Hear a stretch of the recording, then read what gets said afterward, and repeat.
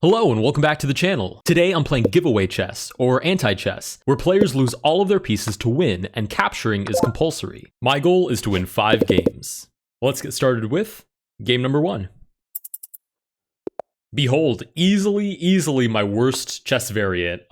It's actually, I think, the only variant that I'm under 1500 in. We get g3. Let's just play a really passive move. 1500 being an important number because that's where chess.com starts everybody when you play a variant for the first time. So if you're under 1500, that means you're on average a weaker player. We get b3. I'm not really sure how to go about forcing my opponent to capture anything, so I'm just going to make some waiting moves. Bishop to a3. This is maybe a good thing. Let's go ahead and start with c5, force that capture. Okay, opponent has to take. The concern now is that my opponent will take on e7, and I will be forced to recapture with one of my pieces. I only lose 2 pawns, and my opponent loses a whole piece, which is good for my opponent since you're trying to lose as many pieces as possible. I also don't want to develop any of my pieces if I can avoid it. Let's try d6. Obviously, our opponent has to take. We will take back with the pawn, and we actually won't develop any of our pieces in that process. Okay, let's take back.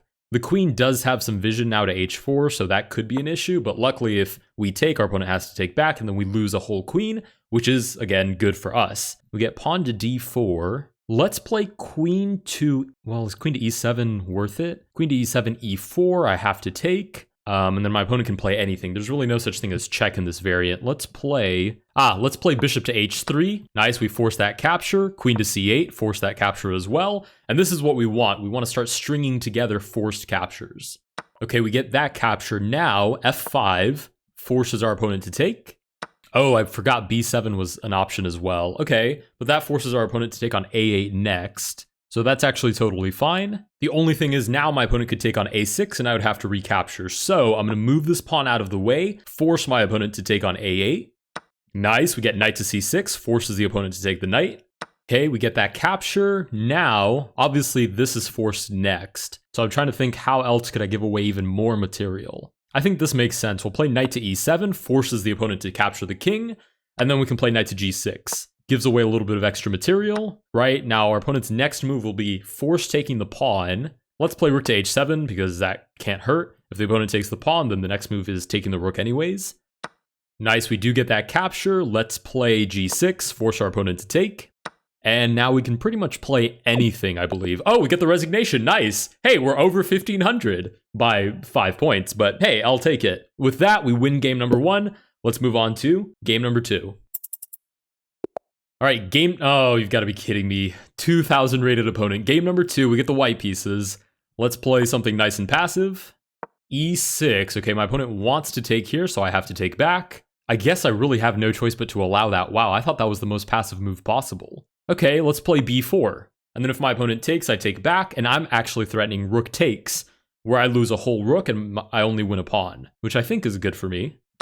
Okay, we do get that capture, let's take back. Now our threat is taking on a7. c5, I'll ignore it and take on a7. If our opponent takes the pawn, we take on b7 and we lose the rook anyways. Okay, nice, we lose the rook. We have to take this pawn, however. Oh, rook to a3 is clever. I'll take it with the knight to try to avoid having to take any other pieces.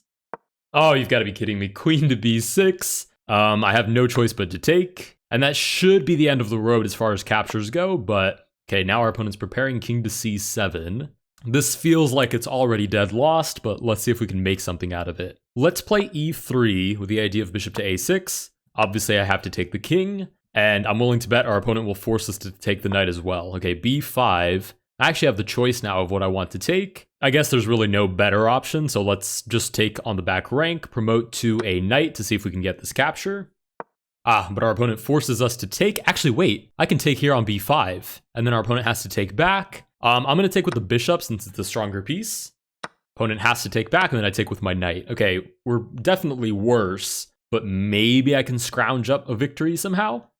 e5 forces me to take on d7, and then knight to e7. Okay, let's play. Oh, I have to take on e5. Wow. And then I have to take on f7, I have to take on h8, and I'm sure my opponent can string together some kind of force capturing sequence at that point. Okay, I have to take on f7. h4 means I have to take on h8. Surely knight to g6, where I have to take as well. And then h3, I believe stalemate is also a win for my opponent, so I take. and our opponent wins the game. Okay, with that, we lose game number 2. I won't be too harsh on myself. That was a 2000 rated player in this specific variant that I am not very good at, but I still think we had a decent game. Let's go ahead and move on to game number 3. All right, we get the white pieces again.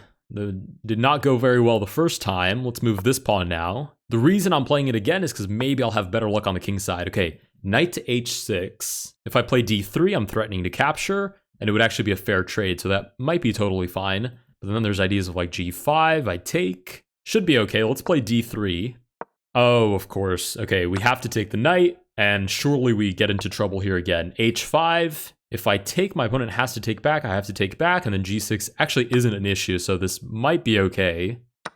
Sure. We're only up a piece. Okay, g5. It looks like I have to take with the bishop, but I can also take en passant, force the recapture, drop the bishop, drop the queen. Nice. We're on a roll here. This is okay. This is good. Nice. Forcing this capture next. So how do I set this up properly? Let's start with knight to f3. Forces this capture.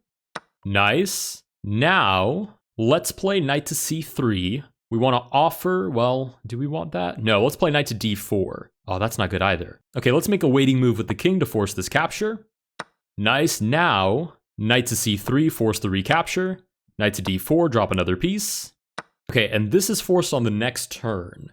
So, let's play g3 to force this capture and then taking on g3.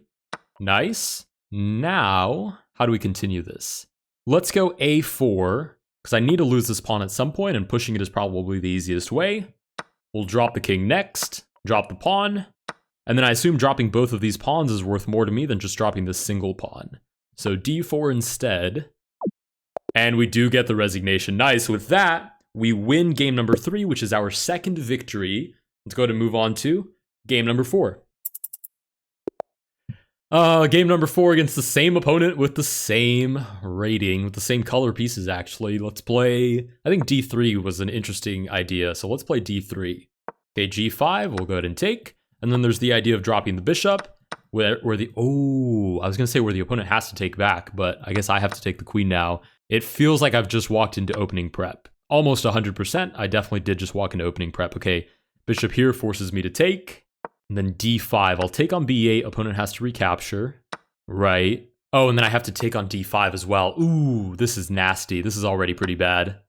Knight to f6, sure, I'll take. Never mind, we're sticking with that h3 opening next. I don't know why I switched. It worked out just fine for us the first time. h5 forces, actually, it doesn't force anything, but I'll take the pawn forcing the recapture. h4, take my pawn. Okay, how do I go about this now? Let's try f4, but almost certainly our opponent will take on h2. Sure. And we have a lot of pieces that we need to give away now. Okay, looking for this. I'm going to go ahead and lean into it, allow my opponent to capture. I mean, I say allow like I have a choice. And then maybe I can get my opponent to take my pieces with these 3 pawns, but honestly, it's a long shot. That's a tough call. Let's play rook to g2 with the idea of rook g6. Opponent moves the pawn forward. Well, if I stop it in its tracks, then there's king to e6. Okay, let's try knight to e5, forcing this exchange. At least we drop a little bit of material. Oh, there's king d6. Okay, I forgot the kings don't work like normal kings in this variant. Okay, let's launch our own king into a problematic world. b5, a4 forces the capture. Sure. King to c3. Forces a3. King b4 takes, c3 takes. How do I lose more material? Rook to b2? That could work. That might be a feasible line of reasoning. c3. Rook to b2. Nice. And now queen to a1 forces our opponent to take. Opponent considering very cautiously what to promote to a rook. That doesn't seem to make a lot of sense because now our opponent has to take. Okay, let's push our own pawn. Right. Now what do we want to promote to? I guess it doesn't really matter. Whatever we promote to, our opponent can put it in danger on the next turn. So if it doesn't matter, then let's just promote to a queen. So we have the best shot of actually giving it away. Oh, wait a minute. That loses the game instantly. Oh, wait, no, it doesn't. I take, and then my opponent pushes the pawn. Okay, so I have to take here. A2. Where do I move this queen? So wherever my opponent promotes, I can lose it. I guess f2 does the trick. So let's play queen to f2. We get a rook promotion, which means we can drop the queen right now, and we probably should. The question is where? Oh, I guess it doesn't matter, does it? Wherever I drop the queen, my opponent can take. I push the pawn. and then my opponent can just line up the rook next to the pawn. I push the pawn again, and then my opponent drops the rook. Interesting. Wow, if only I could drop the queen on d1. We were so close. Okay, let's try queen to g1. See if our opponent figures out the winning strategy. Let's push. And our opponent immediately understands the idea. And with that, we lose game number 4. Tough game. Let's go ahead and move on to game number 5. All right, we have 2 victories under our belt. Finally, somebody rated closer to our rating. Let's see how this plays out. Okay, d3. What did our opponent play? This?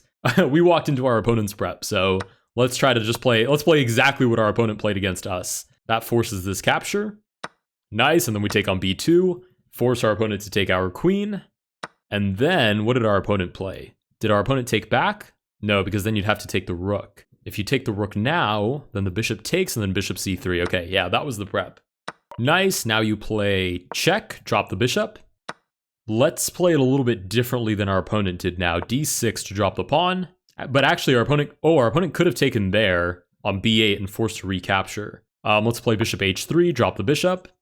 Now, we get the resignation, sweet! All right, with that, we win game number 5, our 3rd victory. Let's move on to game number 6. With our new opening theory, nice. White to play h3, never playing d3 again. That turned out horrible for us the first time. Let me know down below what opening you guys play for giveaway chess. I'd be genuinely curious to know. We get e6, threatening this. So let's play b4, drop the pawn. Okay, our opponent takes. And I think we can do the same thing, bishop b2. I don't know if it works out exactly the same because we only lose the king, but it might be very similar, right? We take on g7. Then we take the rook. Our opponent has to take on f2. We drop... Wait, why can't we drop the bishop? Is there a legal capture here that I'm totally missing? Oh, I can take on d7. Oh, actually, that's pretty good. Oh, thank goodness it forced me to play that. That's a great way to lose a queen. Okay, our opponent takes. Let's just... I guess I should take a weaker piece because our opponent is all out of captures after this. So let's just take on f7, force the king to take. Nice, we drop... Wait, where's the capture now? What am I missing this time? Oh, I have to take the bishop, that's what it is. But I'm so down on material that this should be winning anyways. Okay, queen to f6 forces me to take, but the opponent has to take back. Sure. I still have to be careful. Let's play e3 to try to drop the bishop. c6, nice, we drop the bishop. Now, rook to d1, try to drop the rook. If our opponent places a piece in the way, then we can just exchange, and then we still lose the exchange anyways. Nice, we take, our opponent has to take back. And now let's play this carefully. Knight to a3, looking for knight to b5. I don't think our opponent has a way to stop that. Nice, knight to b5, drops the knight. Pawn takes, shuffle the rook over. If b4, we take the free pawn, and there's a bunch of different ways to get rid of the rook after. Nice, we'll take. Rook to b8, sure, forces a trade. And now we just have to get rid of all these pawns. Let's start with a4 with the idea of quote-unquote stalemating the single pawn, and maybe we can do something with the others as well. So let's stalemate this pawn. The issue is I have no choice but to move my pawns forward, which might come in handy for my opponent. Okay, knight to c6 actually forces my opponent to take, so that can't have possibly been the best move. Let's see, g4 takes, c4 takes, h4 takes, h5 takes, h6 wins the game. Okay, cool, g4. c4, nice, keep pushing. Perfect timing. I mean, that pawn structure, I could not have asked for a better pawn structure. h6 wins us game number 6. That's our 4th victory. Honestly, we won that very much in style. Let's go ahead and move on to game number 7. All right, game number 7, we get the black pieces. Hey, we're finally 1530. That's not half bad, not terrible. At least says that we've trudged around a little bit. Okay, wait, e4. Maybe our opponent is new. f5 forces this capture. Okay, our opponent takes. How do I actually take advantage of this, though? Maybe e6, trade, and then try to drop the queen. That might work out. a4, okay, let's drop the queen. King takes, b5 drops the pawn. And then we should be able to drop the king and the rook, and so on and so forth. So knight to c6 forces the capture, bishop b7 again. Ooh, rook takes. Oh, and then I have to take back as well, because I have no other recaptures. Okay, let's take with the rook to leave that on the board. And now, let's play rook to a3. No, hold on a second. I need to drop this rook, but if I play rook to a3, there's this. Oh, but then I can drop the bishop right behind it. Never mind, that's a good thing. Rook to a3. Let's take, force the recapture. Nice, bishop b7 drops the bishop, and then I just have a couple last pieces to get rid of here, which I'll have to be a little bit strategic about. Let's move the king over to threaten king to c8. Bishop to b2. This is a little confusing, seems to force my opponent to take these two pieces, so let's drop the king first. Okay, we drop the pawn. Oh, and then I actually have to take this pawn. Okay, I may have miscalculated that. Okay, let's drop the knight, drop this pawn. Move the king out of the way to force this capture without having a recapture. Let's drop the king. And now we just push this little guy forward. Loses it to the queen. And with that, let's wait for our opponent to take. With that, we win game number 7. That is our 5th victory. Honestly, I feel a little bit better about this variant. I don't feel like I played as terribly this time. I definitely played fewer games. If you guys did enjoy this video, please consider liking and subscribing. Let me know down below what you guys think of giveaway chess. If you guys have any openings or any strategies you recommend, please leave them down below so I don't get tortured like this next time. And I will see you guys in the next one.